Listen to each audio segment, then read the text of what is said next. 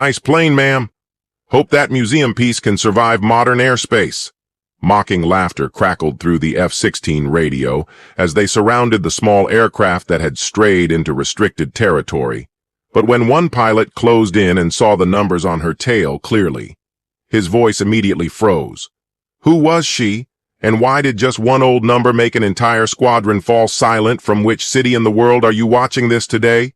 Stay with us for real stories where quiet symbols command the skies. Captain Riley Monroe, 40 years old, was the daughter of legendary Air Force Colonel Daniel Monroe, the pilot who had saved an entire squadron during a classified operation 20 years earlier. After her father's death, Riley became a civilian pilot, spending every savings she had to restore his old aircraft, a T-38 Talon bearing tail number 73107, a number forever linked to legend among aviation circles. The restoration had taken 3 years of painstaking work. Every rivet, every wire, every control surface had been rebuilt to exact specifications for Riley.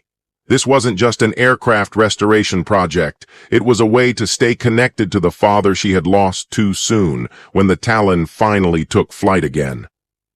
Riley closed her eyes for a moment. During takeoff, she could feel every vibration of the airframe, exactly like those times her father had let her sit in the cockpit as a child to her. This wasn't just a test flight. This was a conversation with her departed father, lost in the flow of emotions and memories. She inadvertently drifted into an active military training area. The restricted airspace stretched for miles around the base, clearly marked on all aviation charts. But Riley's mind had been elsewhere the moment her aircraft appeared on radar screens. F-16 were scrambled from the nearby airbase to them. She was an unidentified threat, possibly hostile, definitely unauthorized to be in their training environment. Unidentified aircraft. You have entered restricted military airspace. Came the first radio transmission professional, but firm. Identify yourself immediately and change course. Riley's heart sank as she realized her mistake. She had been so focused on the emotional significance of the flight that she had completely lost track of her position. This is civilian aircraft, N-30 U-87T, she responded, using the civilian registration she had assigned to the restored Talon. I appear to have entered your airspace inadvertently, requesting permission to egress. Negative N-3817T. You will be escorted to our facility for inspection. Military aircraft are inbound to intercept through her canopy. Riley could see the F-16s approaching fast, their sleek forms cutting through the afternoon sky with deadly precision. These were modern fighters equipped with weapons and technology that made her father's era seem like ancient history. But the T-38 Talon she was flying was no ordinary aircraft. Though designed as a trainer, it had been her father's mount during the mission that made him a legend. The same aircraft that had flown through impossible odds, dodged enemy fire and brought everyone home when others said it couldn't be done. The young F-16 pilots approaching her had no idea what they were intercepting to them. It was probably just another civilian aircraft that had wandered off course, piloted by someone who didn't understand military airspace restrictions. They couldn't know that the faded numbers on her tail represented one of the most heroic missions in Air Force history. They couldn't know that the woman at the controls was carrying on a legacy that had been earned through blood, courage, and sacrifice. As the fighters closed in, Riley maintained steady flight. Her hands confident on the controls that her father had once gripped. She was flying not just an aircraft, but a piece of living history. The radio crackled with the voices of pilots who were about to learn that some numbers carried more weight than regulations, and some legacies commanded more respect than rank subscribe. If you believe legacies never fade, even when hidden behind old tail numbers. The F-16s closed in with the confidence of modern air superiority, their pilots treating the Intercept as routine training over the radio. Their casual conversation carried the arrogance of youth facing what they perceived as obsolete technology. "Nice plane, ma'am," came the mocking voice of the lead F-16 pilot. "Hope that museum piece can survive modern airspace," his wingman chimed in with obvious amusement. "Think that old trainer can keep up with real fighters? This should be entertaining." Riley felt a surge of anger rise in her chest, but she quickly suppressed it. They didn't know what they were talking about. They didn't know what this aircraft had accomplished. They didn't understand the legacy they were mocking. Dad. I'm sorry, she thought to herself, gripping the control stick tighter. The lead F-16 maneuvered closer, positioning himself to get a better look at the aircraft he was escorting. His tone became even more condescending as he keyed his radio control. This is Viper Lead. We've got some weekend warrior in an old T-38. Probably got lost trying to find the nearest air show copy. Viper Lead escort to base for inspection treat as routine civilian violation. Riley maintained her heading and altitude, following the F-16's directions while fighting to control her emotions. These young pilots saw only an old training aircraft piloted by a civilian who had made a navigation error. They had no idea they were flying alongside a piece of aviation history in the cockpit of the lead F-16. Captain Jake Mitchell adjusted his position to maintain visual contact with the T-38. He was 26 years old, fresh from advanced fighter training, confident in his skills, and dismissive of anything that wasn't cutting-edge technology. Bet she's some rich collector showing off her toy. Mitchell transmitted to his wingman, these civilian pilots think they can handle military airspace like it's their personal playground. As he spoke, Mitchell moved his F-16 closer to get a better view of the T-38's markings. Modern military aircraft carried sophisticated identification systems, but older civilian aircraft often relied on visual identification of their registration numbers. What he saw made his blood run cold. The numbers on the tail weren't the civilian registration he expected, instead painted in faded but still readable military stencil.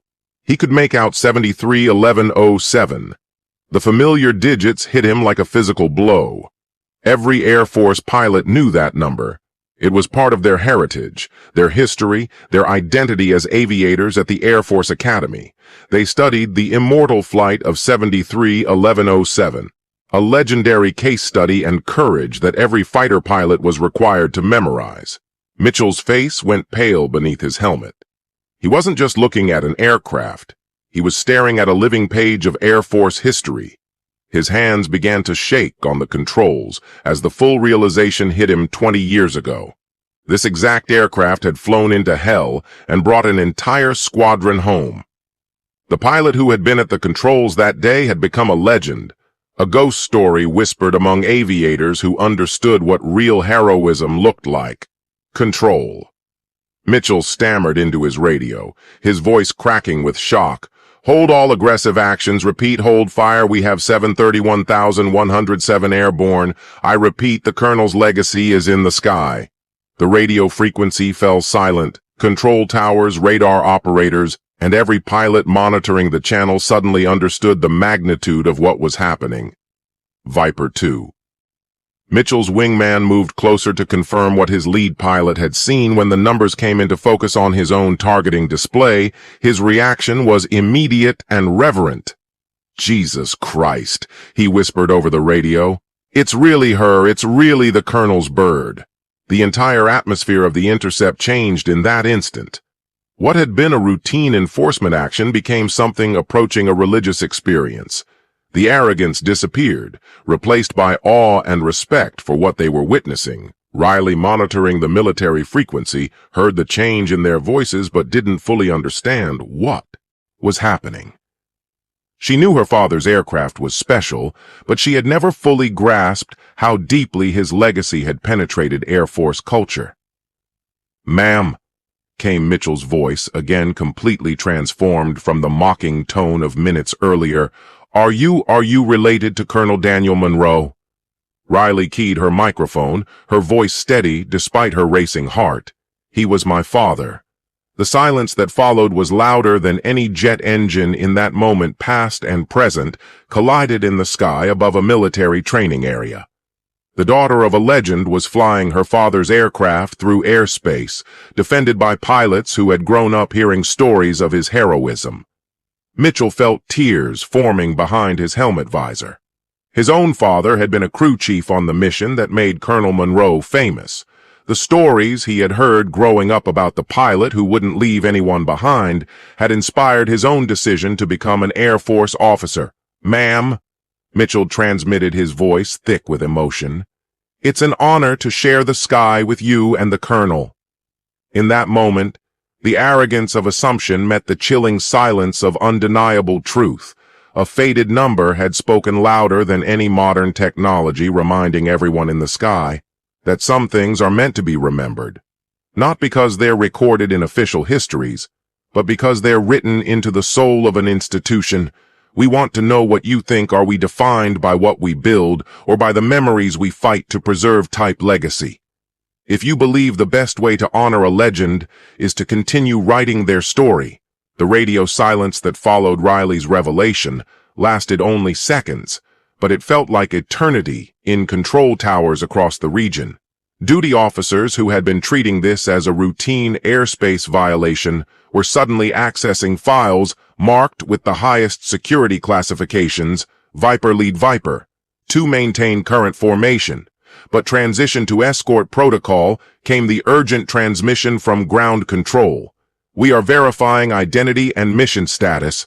Colonel Sarah Martinez, the base commander, was immediately notified. She had been a young lieutenant 20 years ago when Colonel Daniel Monroe conducted Operation Guardian Thunder, the mission that had saved her squadron from certain annihilation behind enemy lines. She knew the stories weren't just military folklore. She had been there.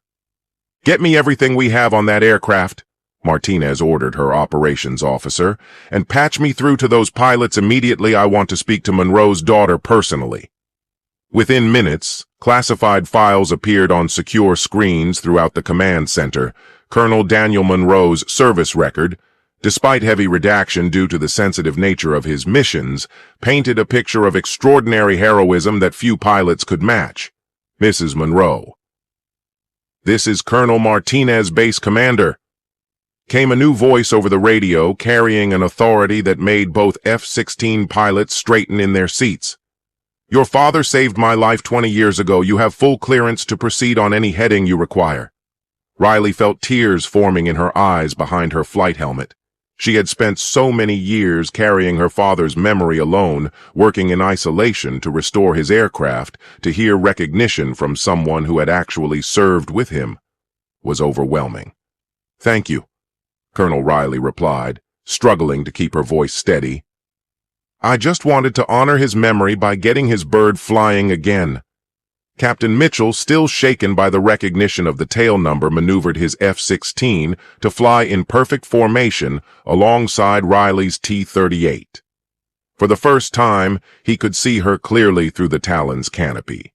She was smaller than the legends had made her seem, focused entirely on her flying and the precious aircraft she was preserving.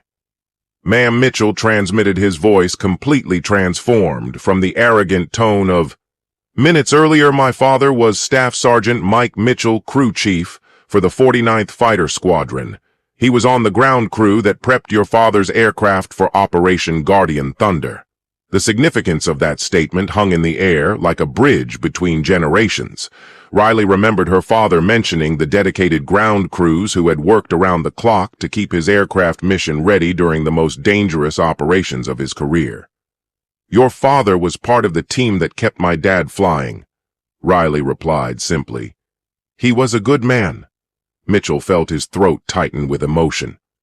"Ma'am, my father always said Colonel Monroe was the pilot who proved that courage wasn't about the size of your aircraft or the power of your weapons.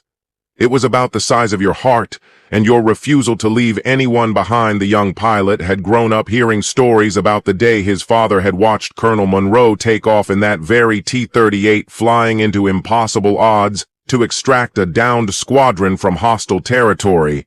The mission had been deemed suicidal by every tactical analyst, but Monroe had insisted that no American pilot would be abandoned while he still had fuel and ammunition. "Ma'am," Mitchell continued, his voice thick with reverence, "Colonel Monroe's legacy lives in every mission we fly. We learned about Operation Guardian Thunder at the Academy, but hearing it from someone who prepped his aircraft, it was different. Personal, huh?" Colonel Martinez took over the radio communication directly. "MS Monroe, I want you to know that your father's actions that day didn't just save our squadron. They changed how the Air Force thinks about rescue operations. The Monroe Doctrine, as we call it, became the standard for no pilot left behind missions. Riley was stunned to learn that her father's actions had been codified into military doctrine. She had known he was respected, but she hadn't understood the scope of his influence on Air Force culture. I had no idea, she replied honestly. He never talked about the missions when he came home. That's because your father was a true professional. Martinez responded. He understood that heroism isn't about glory. It's about doing what's right when no one is watching, and staying humble when everyone is. The F-16 pilots began repositioning themselves into a formal escort formation, no longer intercepting, but protecting. What had begun as a hostile encounter had transformed into something unprecedented. Modern fighters providing honor guard for a piece of living history. Viper 2 to base. Mitchell's wingman transmitted request permission to coordinate full ceremonial escort. This aircraft deserves proper recognition. Permission. Granted. Viper 2 coordinate with tower for priority routing. As the unusual formation continued across the desert sky, Riley found herself part of something larger than a simple flight. She was participating in the continuation of her father's legacy, surrounded by pilots who understood that some traditions transcended regulations and some honors were too important to be forgotten. Mrs. Monroe, Martinez transmitted as they approached the base, I'd like to invite you to land here as our guest. There are people on this base who serve with your father, and I think they'd be honored to see his aircraft flying again. Riley looked down at the base below, seeing hangars and runways that her father had once called home. I'd be honored, Colonel. Outstanding. You're cleared for priority landing on runway. 27 maintenance crews are standing by to service your aircraft if needed. As Riley began her approach to the base, Mitchell maintained formation alongside her, providing escort all the way to touchdown. Other aircraft on the ground held their positions, giving way to the T-38 that carried more history than most museums. Viper lead to tower, Mitchell transmitted as they entered the traffic pattern, escorting 731107 for landing. Please advise all ground personnel that this is Colonel Monroe's aircraft. The response from the tower carried obvious emotion. Copy. Viper lead, historic aircraft 731107. You are cleared to land.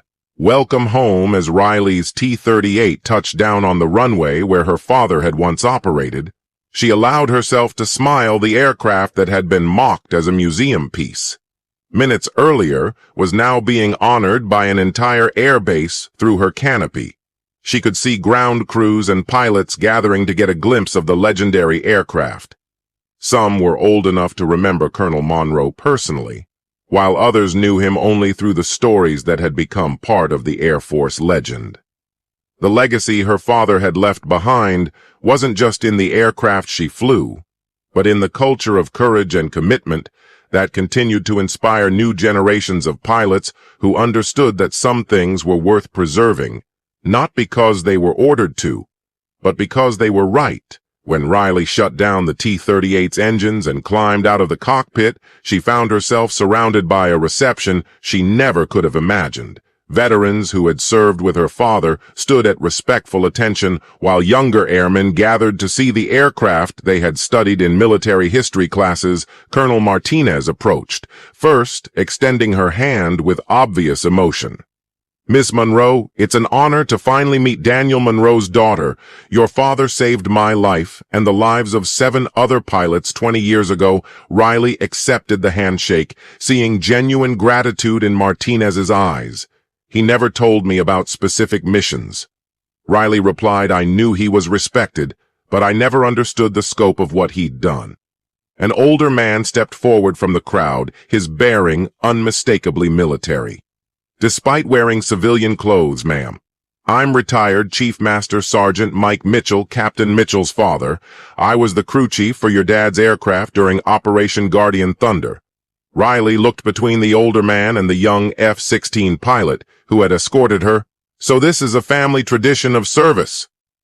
Yes, ma'am, the elder Mitchell replied. Your father taught us that taking care of the aircraft meant Taking care of the pilot and taking care of the pilot meant everyone came home. Captain Jake Mitchell joined the conversation, still AED by the day's events. "Ma'am, I wanted to apologize for our earlier comments. We had no idea what we were intercepting." Riley studied the young pilot's face. "You were doing your job.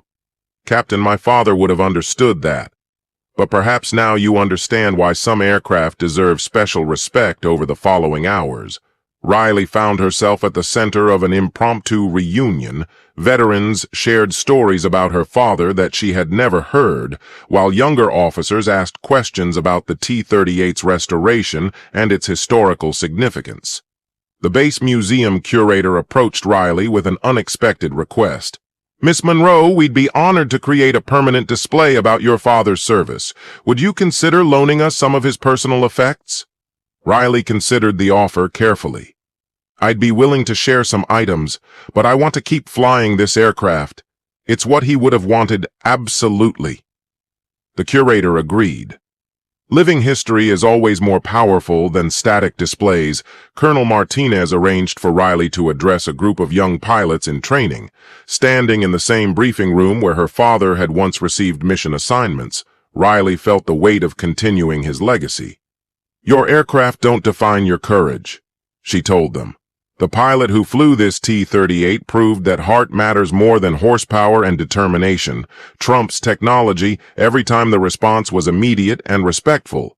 These young aviators understood they were hearing from someone who carried authentic military heritage. Captain Mitchell approached her after the briefing. "Ma'am, would you consider returning for our annual heritage celebration? I think the entire Air Force community would benefit from hearing these stories." Riley looked out at the flight line where her father's T-38 sat among modern fighters, no longer looking out of place, but appearing as the honored elder of the squadron. "I think I'd like that," she replied. "Dad always said that stories were only valuable if they were shared." As evening approached and Riley prepared for departure, she realized that what had begun as a personal journey to honor her father's memory had become something larger. The T-38 was no longer just a restored aircraft. It was a bridge between generations of aviators.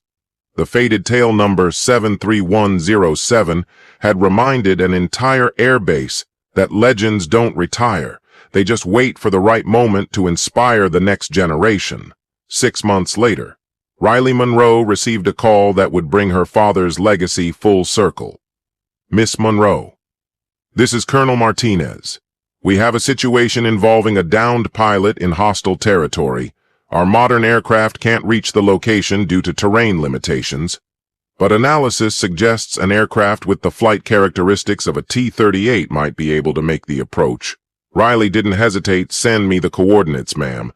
This would be strictly voluntary. The mission parameters are challenging." Riley looked at her father's aircraft, now gleaming with fresh paint, but still bearing the legendary tail number 73107. "Colonel, some things are worth the risk." As Riley prepared for the rescue mission, she found herself surrounded by the same F-16 pilots who had once mocked her aircraft. Captain Mitchell approached her with obvious respect. "Ma'am, we'd be honored to provide escort. The Monroe Doctrine states that no pilot flies alone when lives are at stake."